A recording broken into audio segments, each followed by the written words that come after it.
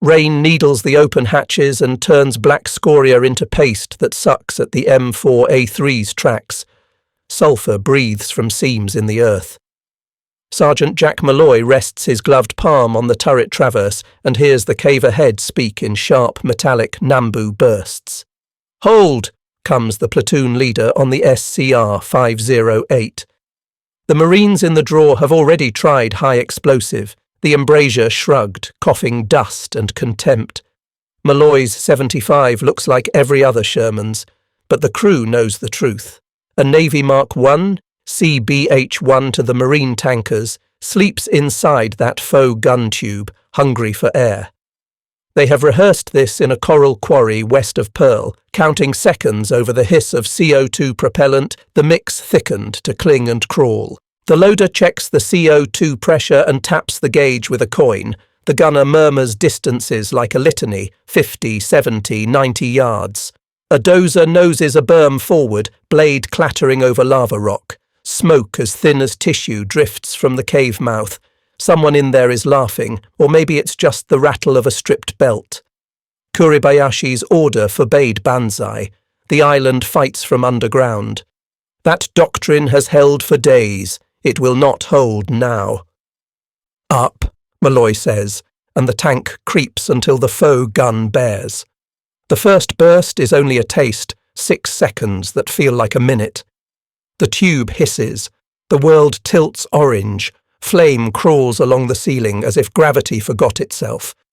The cave inhales, exhales black, then goes suddenly quiet, like a house where someone gently closed every door at once. Infantry rise without being told. The Zippo's smell is varnish and burnt rope. From a slit to the right, an engineer lieutenant, Saburo Kagawa, watches the impossible angle, how the stream bends around stone.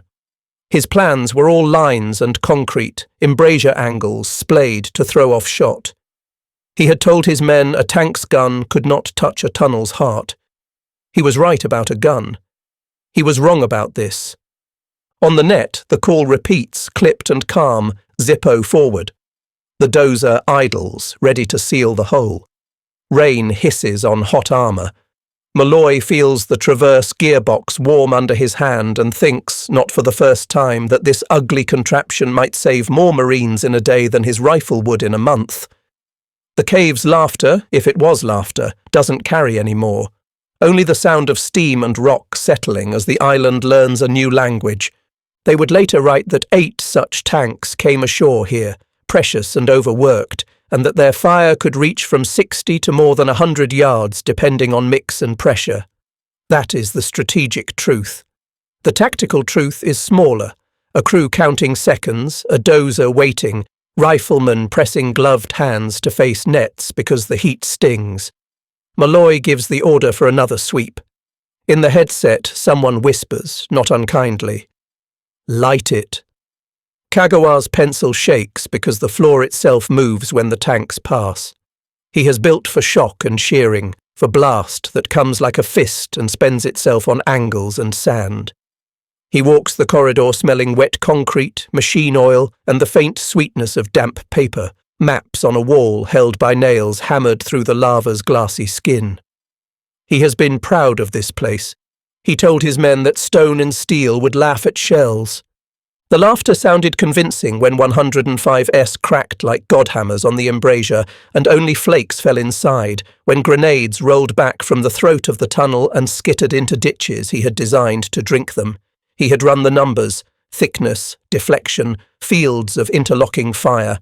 Reverse slope positions, blind to ships and aircraft, would make the Americans crawl on their bellies and die in bites. He had believed it because it had been true on smaller islands where American flame meant men with tanks on their backs, where a crosswind could cancel courage. Now he watches an American tank feed fire like a cannon feeds shot, but with a malign patience no artillery could match. The stream does not strike and bounce, it adheres, pools, and seeks low places the way water seeks a drain. The burst is timed, 6 seconds, perhaps 8. Then again, the traverse finding a new angle, as if the weapon could think its way around corners. He counts quietly with the rhythm of it, aware that counting will not help. From the listening slit, he hears the enemy nets crackle. They call it a Zippo, as if war could be reduced to a pocket trick. He notes the method: dozer, flame, demolition, reseal. He notes, too, the discipline. No banzai will rescue this gallery. Ammunition is rationed like medicine. The mortar tubes are already hairline cracked from overuse. He would have loved to meet steel with steel in the open, to drag sapper teams under the tracks, to fight in a storm of small arms and courage. Kuribayashi has said no, husbands of powder, guardians of darkness. In the calculus of denial, he has accepted that command. But the enemy has changed the math. The weapon in that tube is not only heat, it is American time harnessed to a turret ring. He folds the map. If the Americans can push fire 100 yards into rock, if they can return tomorrow with the same fuel and the same machine, then the galleries are not a fortress. They are a list. Outside, rain hisses on the crater lip. Inside, he tastes soot and ink and a new flavour, fear that smells like varnish. The radio log would later read like a prayer list: coordinates, bursts, reseal, next target. The ground tells its own scripture: boot soles and track marks stippled into wet pumice, the stink of cordite fighting sulphur, the steady click of a dozer's track pins as it idles behind the line. Malloy's tank sits hull down behind a berm that an engineer squad and a bulldozer carved in 10 minutes, a fortress built from stubbornness and diesel.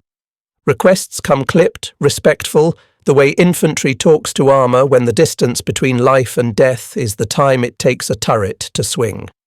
Zippo forward. Make it quick. Watch the left slit. The crew answers with ritual. Loader checks CO2 charge. Gunner calls range. Driver feathers throttle so the bow rides a little high. Lava rock can bite and hold. The tank inches out. The foe 75 settles. The gunner's foot kisses the trigger. 6 seconds. The cave exhales black rain. At night the doctrine changes. Satchel teams come like ghosts, soft-soled, bent against the wind. They probe the edges for a sleeping tank, for a warm engine they can smother with explosives. Malloy's outfit has learned to bed down in wagon wheel, hulls nose out, interlocking arcs of machine gun fire. Someone ties a ration spoon to the tension 3 feet off the ground so a creeping figure will touch it and sing alarm. Someone else writes home about the spoon and never explains why. They would have preferred gun duels. Instead, the enemy sends men with string-wrapped bricks and no fear of dying. Sometimes they get close enough to be terrible. More often they burn. The Marines hate and pity in the same breath. Dawn brings rain and repair. New hose sections, nozzles checked for soot fouling, turret wiring inspected for the way heat can turn insulation to brittle candy. A mechanic with hands like vices rubs grease into a ring gear and hums a hymn off-key. There are only 8 flame tanks on this island, and they work like a small miracle that someone forgot to ration. Range varies: 60 yards on a bad angle, 150 on a clean shot with a hot mix, but the effect is constant. Caves that laughed at 105S stop talking when flame licks their lungs. A staff officer writes in the margin of an after-action, "most valuable weapon," and underlines it twice.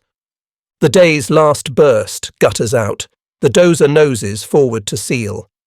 In the headsets, a hint of weariness. Next target. The price of a yard is counted in seconds of fire and gallons of fuel, and the sleeper crew will not get tonight.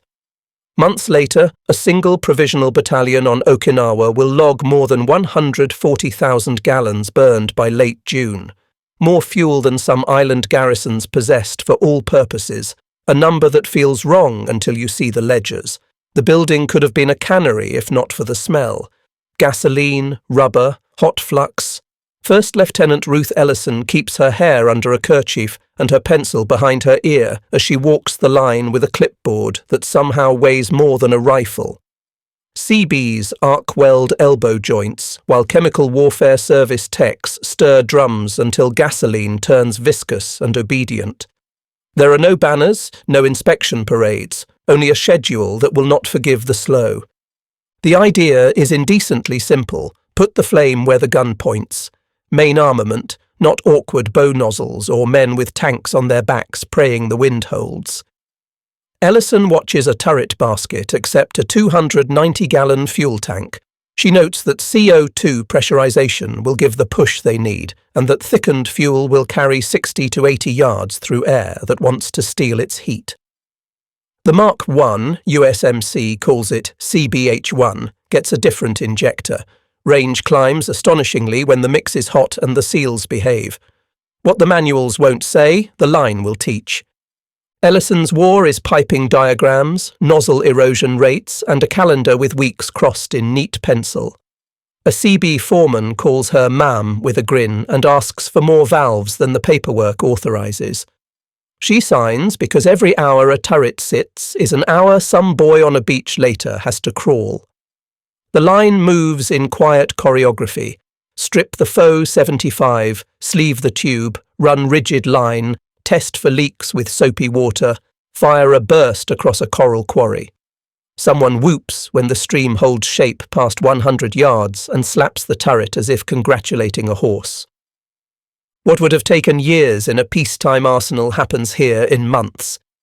The Hawaiian group will turn out flamethrower kits by the hundreds, across 11 models, while the paperwork in Washington plays catch-up with realities already welded into steel. Ellison copies a figure from a draft article by Colonel George Unmacht and circles it, not because she doubts it, but because it feels like boasting. 354 tank-mounted flamethrowers produced, 70 more ready by VJ Day that will never be needed.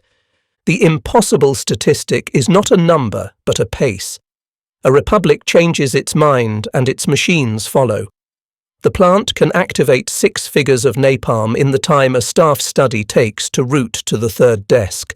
She watches a test Sherman cough flame like a dragon and thinks of all the brows furrowed in cave mouths across the Pacific, men who believe stone has the last word. A clerk stamps IWO on a crate. The harbour cranes groan. Somewhere far to the west, black sand waits. The tent is canvas and mud and lamp smoke, and the clerk's pencil leaves grooves in the paper because he writes as if speed can thicken graphite. He draws columns the way a machinist measures tolerances. Tanks committed, gallons expended, enemy KIA, maintenance hours. Outside, a platoon of Shermans from the 713th Armoured Flamethrower Battalion idles in a neat line, exhausts ghosting in the rain. They will spend the day grafted to infantry from the 7th and 96th Divisions, then jump to the Marines if the map says so. The flame crews drink coffee that tastes like rust and keep their gloves on because everything they touch is either wet or hot. Procedure looks like inevitability when written down. Recon marks the portals, artillery scrubs the approaches, a dozer noses in, the flame tank injects in pulses of 4 to 8 seconds, demolition men go forward with satchel charges and Bangalore, the dozer reseals. Repeat. The clerk records 10 such evolutions before noon. He adds a small human note in the margin. Mud, worst yet. Driver fell asleep in the cupola while waiting on FO nets, and then resumes the march of numbers as if the war itself will be solved by sufficient totals. By 21st May, the ledger's bottom line shocks even those who feed it. 79,350 gallons burned to date, a figure so large it seems like a printer's error, until you flip back through pages greasy with rain and fingerprints and read, Fuel 300, again and again. Tanks committed approaches 400 sorties. Enemy dead credited to flame sits at 1,394. Not a boast, just arithmetic in a place where caves learn to stop breathing. The battalion's own casualties are mercifully small, yet each name turns a column into a weight. Ellison reads a carbon copy days later on Oahu and drags her finger down the same columns. She hears welders behind her and the slow thump of drums being shifted by hand. She is no romantic and knows numbers can lie, but these do not. They say the method works and, more strangely, that the method can be taught and repeated. She writes a quiet note to herself to chase propellant purity. A clogged injector steals yards and yards can mean lives. In the evening, the clerk totals the day and adds to the stack. Fuel 2,400, tanks committed 28, caves neutralized 11, maintenance 19 hours, bogged and recovered 3. He underlines a single line twice. Procedure held under fire, then blows grit from the lamp glass. At the ridge, grunts unlace boots under ponchos and pass up empty 5-gallon cans. The flame crews will refill under blackout, their hands learning valves and gaskets the way a rifleman learns his trigger. Kagawa stands in drizzle that turns the ridgeline into a charcoal sketch of dikes and craters. The reverse slopes look exactly as he drew them months ago, portals angled to deny direct fire, galleries offset to confuse blast. He has measured the kill zones with a surveyor's neat brain and believes in them the way a carpenter believes in the square. But belief is not propellant, and propellant is what his army lacks. The Americans do not hurry. They mass artillery that arrives like weather, minutes of ripping concussions that leave the mouth of each cave gentle with dust. Then the dozer comes, snub-nosed and indifferent, and the tank with the false gun inches to the cut. The stream that follows is not a medieval gush. It is metered, professional, almost bureaucratic. It enters and explores and returns to enter again. Men who would have lain doggo through he run when the air turns orange. He parcels ammunition as if feeding children through winter. Mortar tubes show hairline cracks from a month of overuse. Machine gun belts are cached like family heirlooms. Satchel teams go at night because daylight makes courage small. But the Americans sleep in wagon wheels and tie spoons to wires and shoot by sound. Mines help. Mud helps more. Tanks bog, pinched between paddies and shell craters, and for a few heartbeats the battlefield tilts his way. Then a recovery vehicle grinds up and a cable sings. The tank lurches free as if the earth has decided to let go. He remembers officers' school where doctrine was a catechism and steel was salvation. He has always believed that tradition held the answers if men held fast enough. But here the enemy's answers are not tradition, they are process. Each firing day looks like the last, with notes improved at the edges. His scouts report that the Flame Battalion keeps a ledger, that gallons are counted, that a clogged injector draws more worry than a destroyed bunker because the former can be prevented and the latter was already priced into the plan. He thinks, with a breath that feels like treason, that they are not fighting soldiers, not only soldiers. They are fighting a republic's habit of solving. What fortress can survive a nation that treats war like a factory floor? His men are brave and precise and condemned by scarcity that no courage can cure. He writes in a small notebook that has seen better weather. We are fighting a system. He underlines system twice. The pencil tears the paper. Downridge, a tank hisses and the rain turns to steam. Somewhere a child cries and is carried away toward the American lines where there is water, bandage, and, inexplicably, candy. Kagawa closes the notebook and slips it inside his tunic. He once believed stone would laugh forever. The sound he hears now is different, the grinding of gears that do not know how to stop. Dawn pulls a grey film over the paddies, and the tanks idle like cattle waiting at a gate. Malloy runs a gloved hand along the turret ring, feeling for grit, for anything that might turn traverse into a hiccup at exactly the wrong second. The infantry lieutenant taps his wrist as if the sweep can be timed to a heartbeat. They have rehearsed this.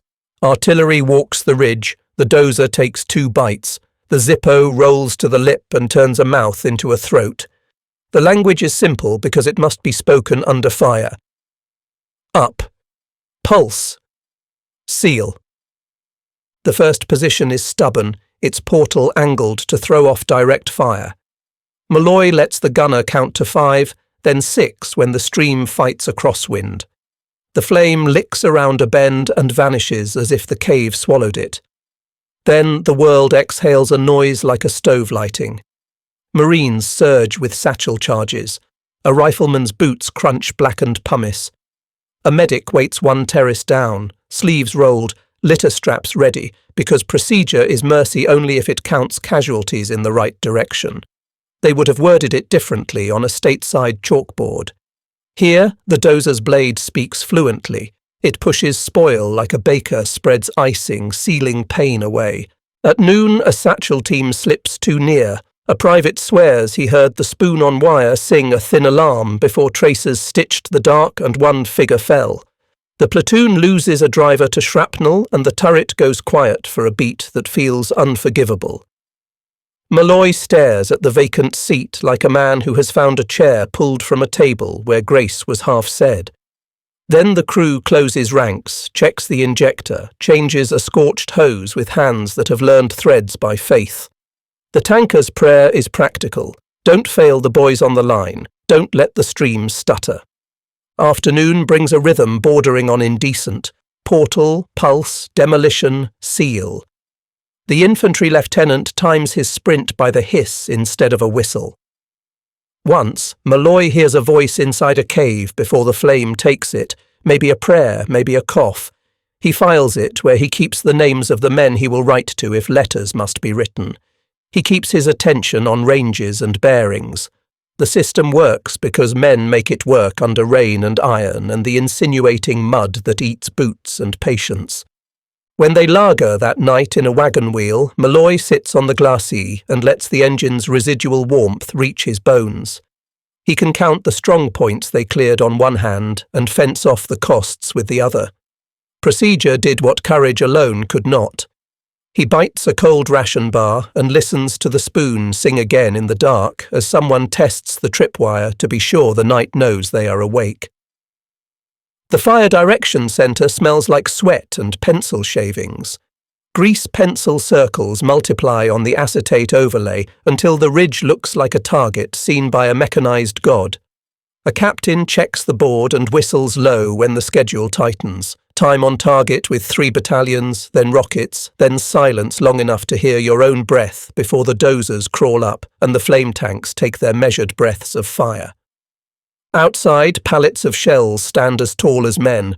Forklifts and hands do the math in a language older than calculus. The word waste is whispered by officers who know better.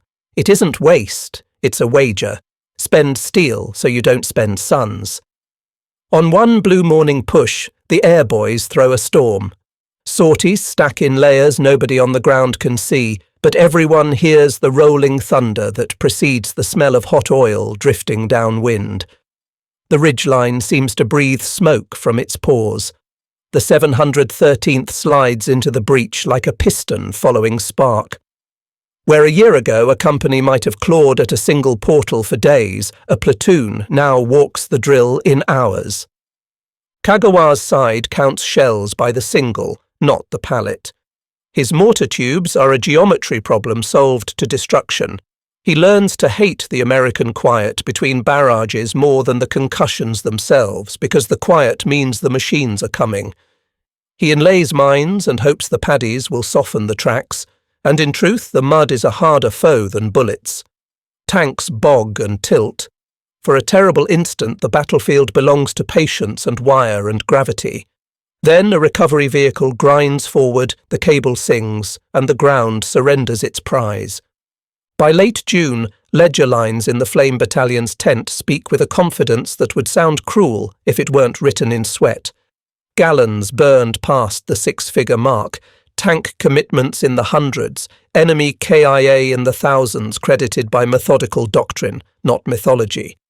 The numbers ride alongside smaller ones that bruise, maintenance hours higher than anyone predicted, grease fittings that insist on clogging, men who do not come back from a night when someone guessed the wagon wheel's gap correctly. Waste? The captain in the FDC rubs his eyes and thinks of the alternative, riflemen dying blind in dark holes, then orders another boxcar of shells to the forward dump. At dusk, the ridge is a charcoal sketch again, its shapes shivering in the heat that lingers after the artillery has turned away. The tanks nose down into their circle, antennae ticking like insects. Somewhere beyond the line, a farmer's field has been flattened into a road in an afternoon because abundance can make even mercy mechanical.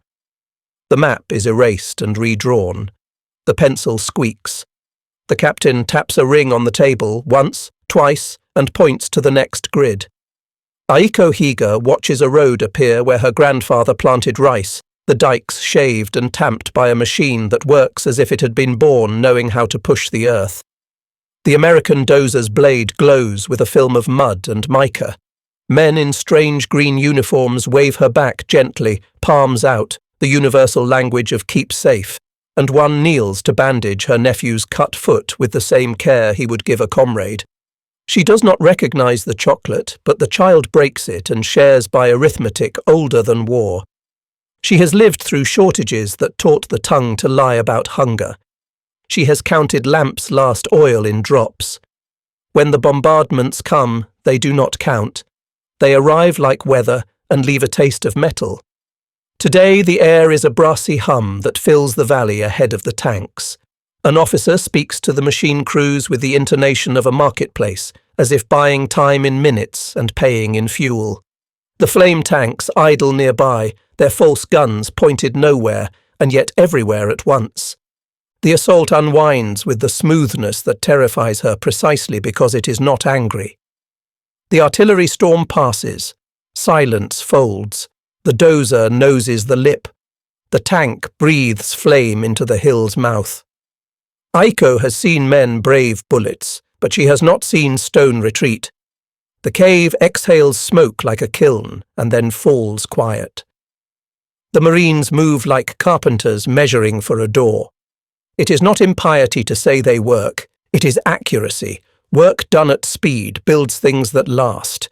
Even on this day of burning, they build in their fashion, a road, a cordon, a field station with water so clean it bites her tongue. Impossible numbers travel the line as rumour and then as fact. One officer says that on a single April day earlier in the push, 650 aircraft struck the Shuri-Yonabaru belt before the tanks took their turn, as if the sky itself had turned industrial. Another whispers, not unkindly, that the Fuel 1 battalion has burned chasing caves would have run her entire village's lamps for 100 years. She does not know gallons from barrels, but she understands the way abundance can be a tide that lifts and scours. At dusk, a chaplain reads softly beside a stack of crates, names. The Marines bow their heads.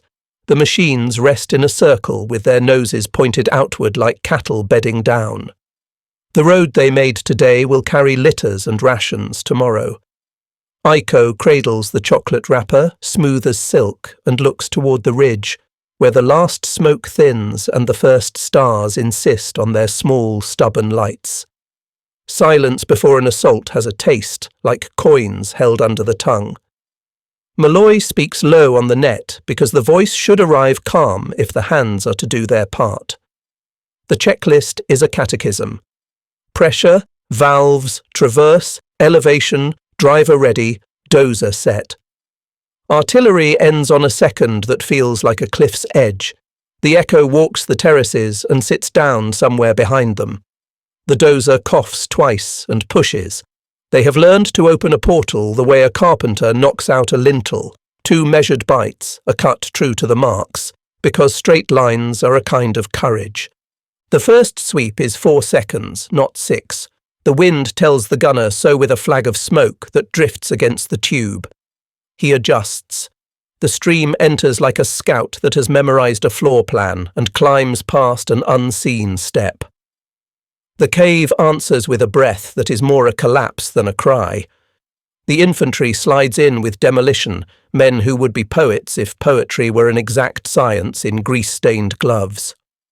Someone finds a stack of crates stenciled with characters and carries 2 back down the path. Doctrine says never to celebrate, only to record, but joy is a hard thing to forbid when the math falls your way. A second portal proves stubborn, its throat kinked twice to spite straight lines. The flame returns to itself and guttering threatens, the worst kind of failure, not absence, but interruption. Malloy feels the gunner hesitate and says, "Pulse it," the word like a held breath. The stream steadies. A draft catches, and the orange moves deeper, curling like ribbon. Later, in an after-action, a company commander will write that the success lay in seconds, not courage, timing, not appetite. The crew won't argue. It takes humility to learn a machine's heartbeat and keep your own from rushing to meet it. When the last portal dies, the ridge settles into a shape without teeth. The dozer seals with methodical contempt for glamour. A runner delivers a note scratched in pencil on the back of a ration label. Resupply route open. Engineers unfurl a roll of pierced steel planking and lay it as if making a bed. The tanks reverse to the wagon wheel they have made a habit and a home. In the hush that follows, Malloy hears a sound that will stay with him longer than guns, the small tick of hot metal cooling, the soft, sane sound of a machine at rest. He writes the numbers into his pocket notebook because the clerk cannot be everywhere. Pulses, seconds, gallons approximate, maintenance flagged. He adds a single line that is not regulation. Procedure stood. The ridge, for the first time in weeks, throws no sparks at the falling dark. Ellison lays carbons and originals across a table until the conference room looks like a map of a world where arithmetic rules. She drags a finger down column after column and feels a kind of reverence, not for the numbers themselves, but for the lives they represent, saved, spent, accounted for in a republic's tidy hand. Officers in khaki lean over and make the low noises men make when something ugly turns out to be true in the good way. She explains the curve nobody expected. As throughput rose, infantry casualties in cave assaults fell, not in romance, but in ratio. The figures sound like boasting until you taste the grease on the papers. A Hawaiian group producing 354 tank-mounted flamethrowers across 11 models, with 70 more ready by VJ Day. A provisional battalion on Okinawa burning into 6 digits of gallons by late June. Artillery expenditures counted in the millions of rounds across the campaign. A colonel asks if the battalion's fuel could really eclipse what some island garrisons had available for all purposes. Ellison nods, careful with her voice. The ledgers are not metaphors. They are statements of fact. She talks through propellant purity and injector erosion the way a surgeon would explain arteries. Prevention is doctrine now. Clogged nozzles cost yards, yards cost seconds, seconds ask boys for blood. The room listens because they have learned to gauge a speaker's honesty by how often she refuses glamour. She has no patience for it. She shows a chart where flame pulses and dozer bites are plotted against time-on-target windows. The lines converge into something almost musical, a score of violence performed so that fewer men have to sing the last verse. In the margins sit human names. The battalion's own KIA and WIA are read with care, and the Marine quotes sent back from Iwo, most valuable weapon, are given their due not as laurels, but as duty. The conversation turns from how to win islands to how to win the war, and the flame kits become an argument by example. American fortress doctrine is not stone, it is iteration, the ability to convert thought to steel before the ink dries. Traditionalists grasp it with difficulty, and then all at once. Totalitarian militaries could command bravery, they could not command change at speed. When the meeting ends, nobody claps. Ellison stacks the carbons neatly, a ritual of respect. She thinks of welders on the night shift and tank crews washing soot from their faces with water that smells faintly of fuel. The lesson will be written up with a title too long and a circulation too small. It will not matter. The ridge went dark because a republic learned quickly. Decades later, the turret sits under museum lights, its false 75 softly accusing the glass with its blank stare. Malloy stands a step back, hat in hand, the old replies still ready in his mouth. Up. Pulse. Seal. Beside him, a placard offers numbers that look theatrical until you have felt heat on the skin of your neck. Okinawa's artillery round count measured in the millions. Flame battalion logs crossing 140,000 gallons by late June. Hawaiian shops turning out hundreds of kits in months because democracy's assembly line is as much a weapon as any rifle. Children trace the silhouette and ask if it really breathed fire. He nods and then says what matters more. It breathed procedure. Aiko's granddaughter reads a caption about roads graded under fire and touches a photograph where a dozer's blade shines like it had been polished with mud. She grew up on asphalt laid on routes that engineers once bulldozed into existence in an afternoon and a war. She holds the chocolate wrapper her grandmother saved, now folded into a family's paper shrine, and understands that generosity was not separate from victory. It was one of the ways victory insisted on being itself. Abundance, like flame, flows if you give it a channel. A letter from Kagawa, translated and framed, admits defeat not by men, but by method. We fought courage with courage. You fought stone with a factory. The line earns a murmur because it sounds like poetry and judgment at once. It is also a chart hidden in a sentence of a century's hinge. A staff officer nearby explains to a tour group that for the planned invasion, 70 more flame kits waited that never sailed. That on a single day earlier in the campaign, hundreds upon hundreds of aircraft struck before tanks took their turn. That America in that hour could produce in 1 month what some enemies struggled to make in a year. The impossible statistic sits there, heavy and bright, and rearranges throats. Malloy closes his eyes and hears the spoon on the wire sing in the dark wagon wheel. He thinks of men who did not come home and of Ellison's neat pencil lines tying gallons to lives. He knows that mechanized flame faded from doctrine, replaced by other breaching answers, but the lesson endured. Speed of learning is a weapon. The turret's shadow falls across the floor like a corridor going down into stone, and for a heartbeat the old heat is on his cheeks again, not cruel, simply necessary. Outside, flags snap in a democratic wind. He steps into it and breathes, grateful for air that does not smell of varnish.